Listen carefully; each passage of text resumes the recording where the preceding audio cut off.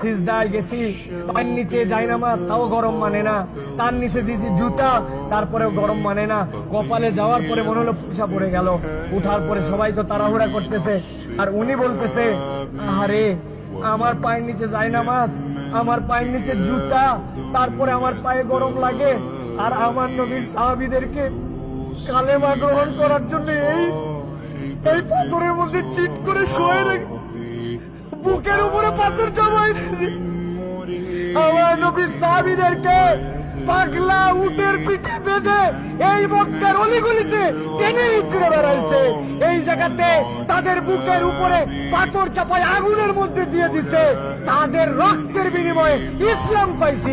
আজকে আমি 2 রাকাত নামাজে পায়ের গোড়ালি গরম হয়ে যাচ্ছে জন্য কষ্ট হয়, এসিটা একটু কম ঠান্ডা মারে জন্য কষ্ট হয়, আমার মাথার উপরে যদি একটুখানি সুন্দর ছাতা না থাকে কষ্ট হয়। আমার নবী, আমার সাহাবীরা কি কষ্ট করছে, এটা ফিলিংস এর সফর, হজের সফর,